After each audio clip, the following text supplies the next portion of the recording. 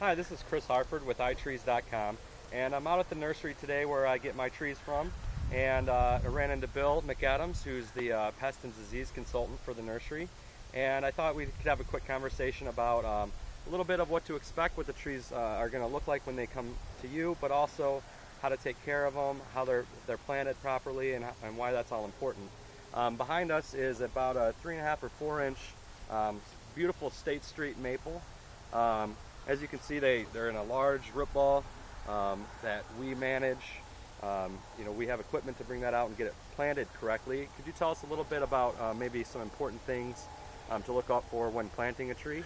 When you're planting a tree, first off, you want to make sure that the site that you're putting it into, the soil structure and the soil type, is compatible with the type of plant that you're putting in there.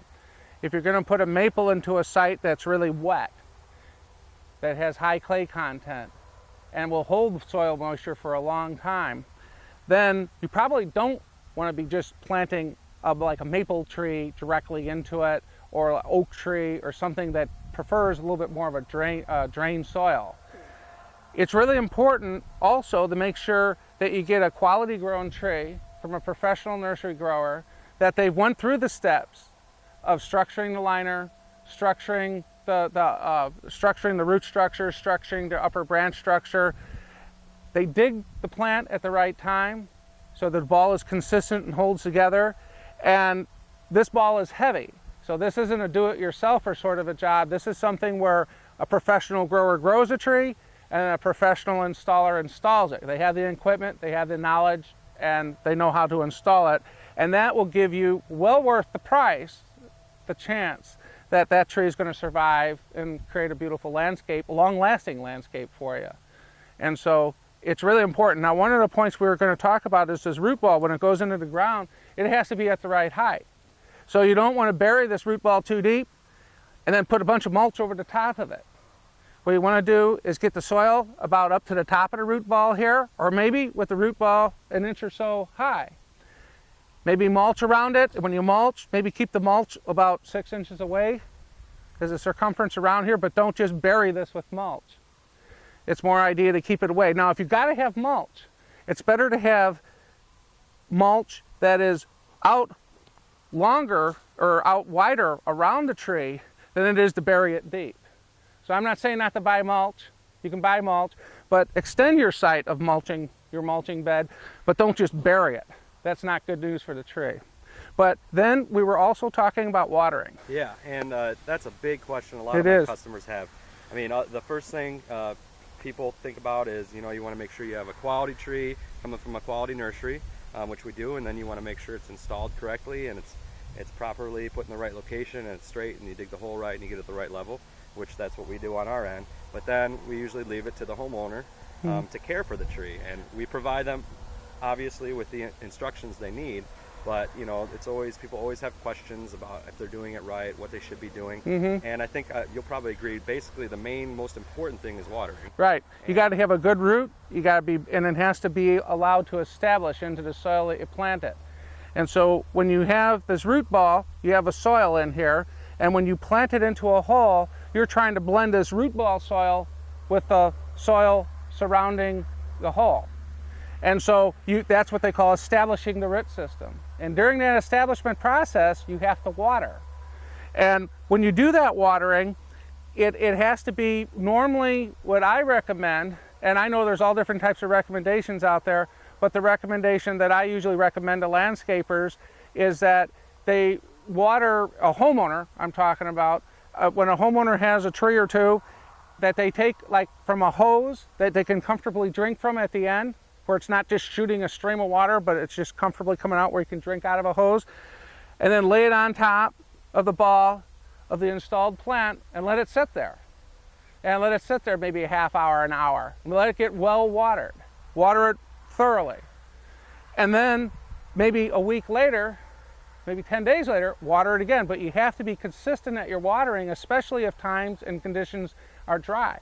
Now, if you get 4 inches of rain in the middle of the week, you don't have to worry about watering. And like in the last few years in the springs where we're getting 3 inches one week, 4 inches the next week, 2 inches the next, you don't have to water at all. I mean, it's getting naturally watered. So that's a great benefit of nature when it does that. But If it isn't raining, then these things need to be watered at least once a week, or at least or I'd say 7 to 10 days is about the average. I've had customers in the past that they've had a tree that died, it wasn't successful, and I've asked them about watering, and they said, oh, you know, as a bonus, we were making sure to water it every day. We were trying to take extra care of it. And you know, and really we were going to be good about it. So how does that affect the tree? Well, what happens is that your roots want air. Your roots are going to seek air. And so if you've got a heavy soil especially, and you're putting a lot of water in there, too much water isn't good, because then the roots can't get air.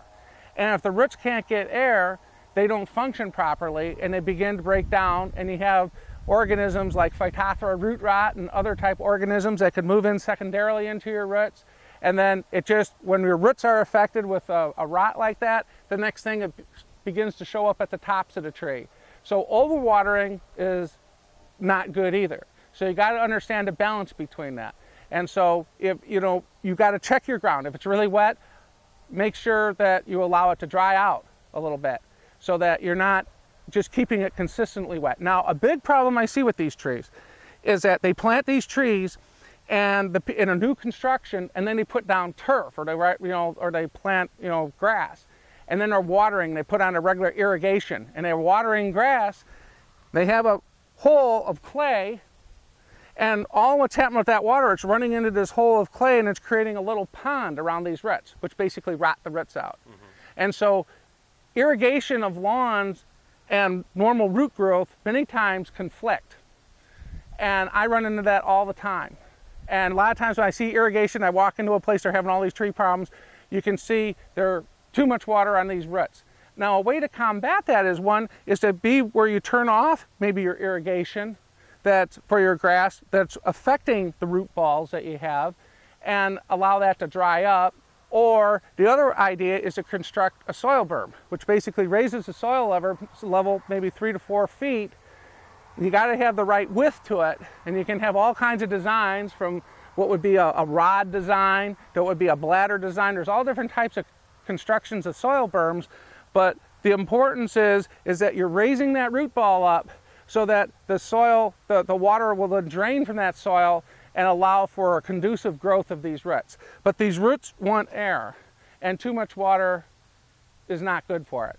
But it has to have water, and this is what they really have to understand. You have to have the beginning watering with it to be able to have the roots established. And so there is a balance there. Yeah, and for sure watering is the biggest concern and the most important thing when we go out and plant a tree. Like I said, it's the third phase. The quality tree installed correctly and then cared for correctly. Maintenance too. I was just at a site. It was a big hotel corporation in Iowa, and I was called in to take a look at some trees that were declining. And half the trees that were planted were being maintained by a professional landscaper. The other half were being maintained by somebody else. The trees that were being maintained by the professional landscaper were doing great. They had gator bags on it. They had the proper watering going into it, and the things. Gator bags are little bags that go around. They're little green bags. They put water in, and it has a slow release of water to the root ball, which is really beneficial, especially during droughts and establishing root system. However, the other trees were being maintained by somebody else, and they weren't getting the correct watering, and they were all scorching. The leaves were turning brown and dropping, curling and falling, and they're wondering why.